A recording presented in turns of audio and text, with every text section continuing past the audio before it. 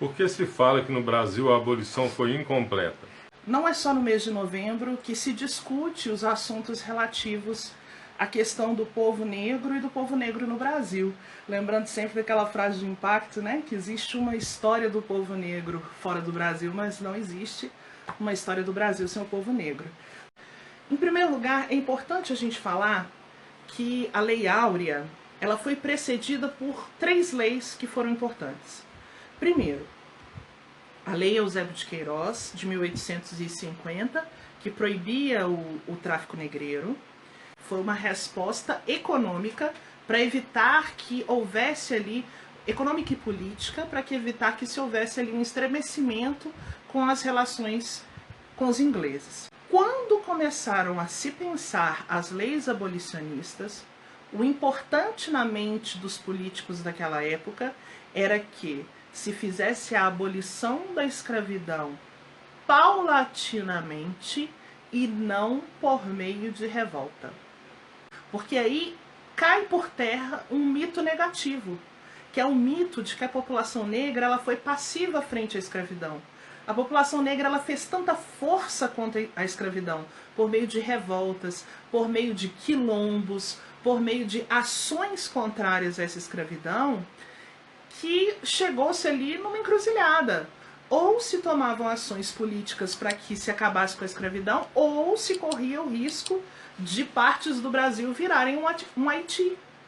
A Lei do Ventre Livre, em 1871, só que aí a gente pensa, nossa, que legal, né? Então quer dizer, todo bebê que nascesse ali nasceria livre, nossa, que chique.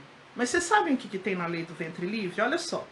Ela falava que o dono daquele escravizado, ele seria o tutor dele até os 21 anos. Você nasceu livre, mas você está preso. Se você quiser sair antes, você pode sair aos 8 anos de idade mediante indenização de 600 mil réis. Então você vê que a Lei do Ventre Livre, ela não foi uma lei pensando no bem-estar do escravizado.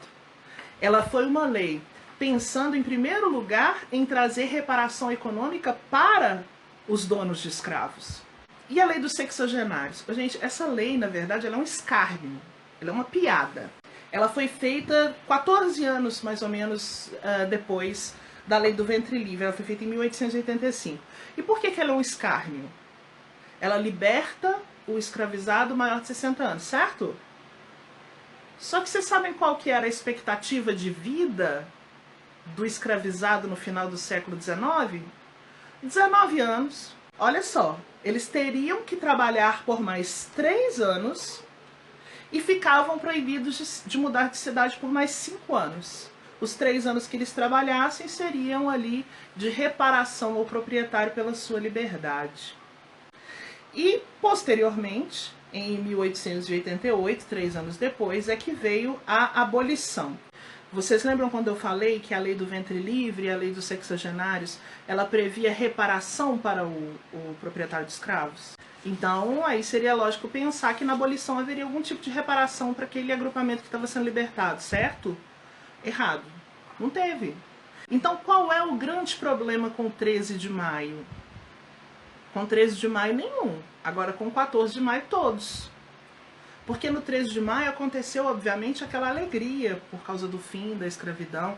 Quem deu o apelido de Redentora para a princesa Isabel foi o José do Patrocínio, que era um repórter negro. Então ele a chamou carinhosamente de Redentora. Essa designação ela foi muito mais dada por uma emoção do que pelo que a realidade mostra.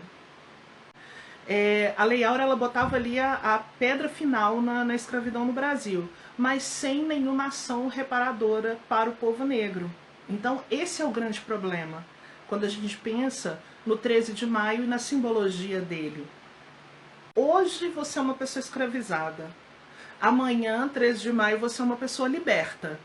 No 14 de maio você precisa se alimentar, você precisa ter onde morar, você precisa trabalhar. E nada disso foi pensado em termos políticos. É por isso que eu sempre defendo, sempre falo, que tem que existir vontade política e inteligência e estratégia. Porque ao assinar uma lei dessa, é inaceitável que que não houvesse estratégias ali para que esse povo negro fosse inserido na sociedade.